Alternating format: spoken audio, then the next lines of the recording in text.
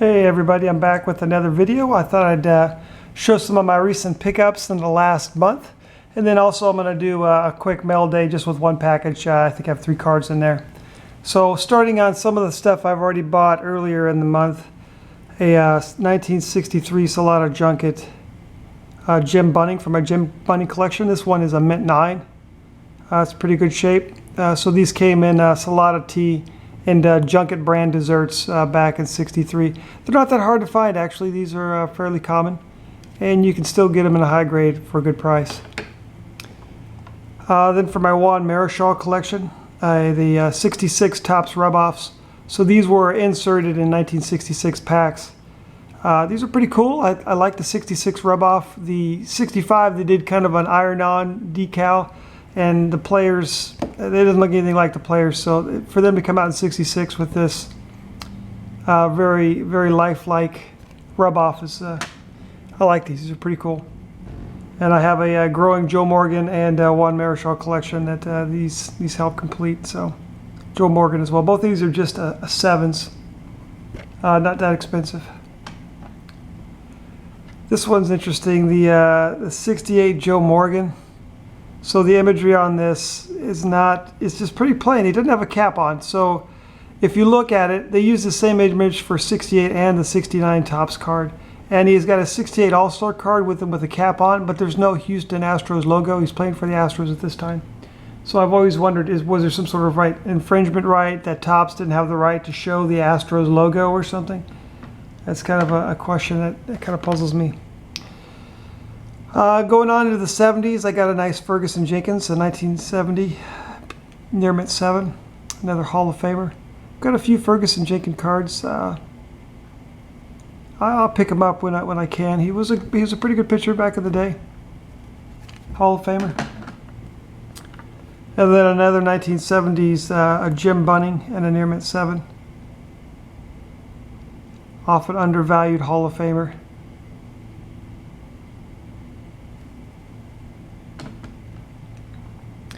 And then for my Hoyt Wilhelm collection, this 1972 Topps, it's number 777, and a near mint 8, a very nice card.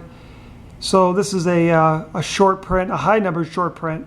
So back in the day, 72, 73 was the last year they did a series of cards. So this was in the last series that came out probably late summer, early fall. Kids are already into football, gone back to school. So there wasn't as a high demand for the Topps cards later in the year as far as baseball is concerned. Kids were collecting football.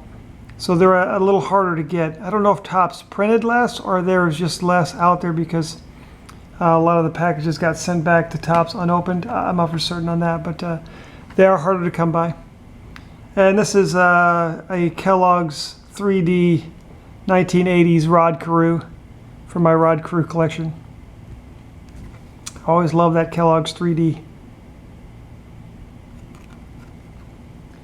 And then here are the last card I'm going to show before I crack open this this envelope. Joe Montana, a 1982 Topps. I want to say, was it 1997? I was at a card show in Virginia Beach, and I bought like 10 cello packs of 1982 Topps, hoping to get a Montana second-year card or a Lawrence Taylor, Ronnie Lott rookie card. I didn't get any of them, so I ended up getting, I've got like 400 really nice quality 1982 Topps, but I think essentially they're all commons. I did get a Walter Payton, but it was off-center. So here it is, the 1992 second-year Joe Montana near mint. All right, one thing I did buy for the first time, I went and got a vintage. I've already opened this package, but I got a vintage pack of cards. I've never bought anything from the 70s. So this is just a 79 pack. No idea if this is a resealed pack or not. I'm assuming it's not. The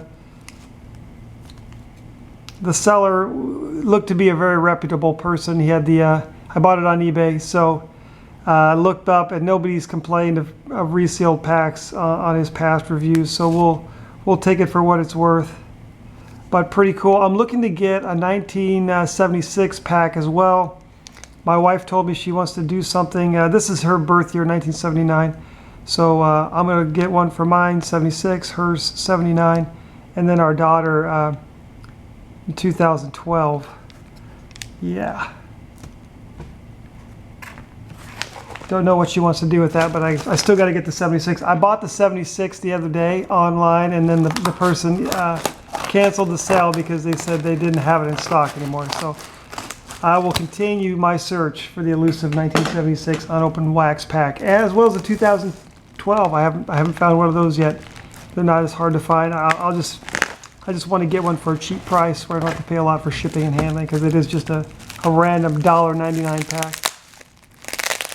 So these 3 cards are coming from Probstein auction I got on eBay.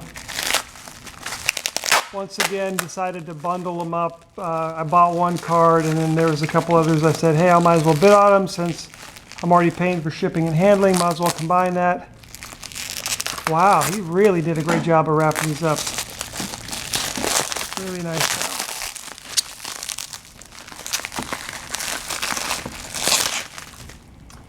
So let's look and see what we got, starting here with this from my Hoyt Wilhelm collection. A near mint 8 Hoyt Wilhelm. Once again, Hoyt doesn't have a logo on his hat. Don't know if that was because he was traded or for some other reason, but looking at his stats, he was a really good pitcher for a lot of years. Really low ERA. He wasn't a starter. He was a reliever back when relievers weren't really that celebrated.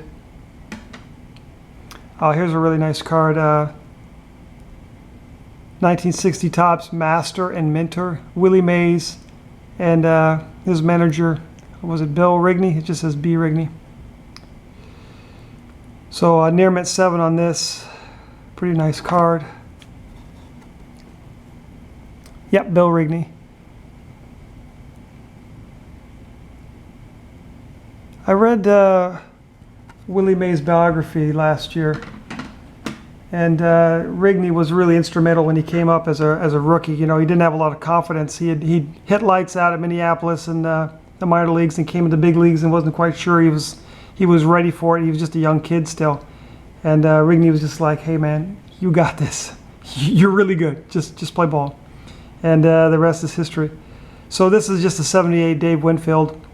Dave Winfield, man, he was an underrated player in the day. I think he was one of the few players who's ever been drafted. He was drafted, I think, in the ABA, Major League Baseball, and in football as a Minnesota Gopher. He played at the University of Minnesota. Big dude, 6'5", hit for average and power. So another undervalued Hall of Famer from the 70s and 80s. So I have his rookie and a couple of his other cards, but thought maybe I'd pick this one up real cheap. Because I already was paying for the shipping and handling. So nice cards. Just thought I'd show that with you guys. And then thank you guys again for watching.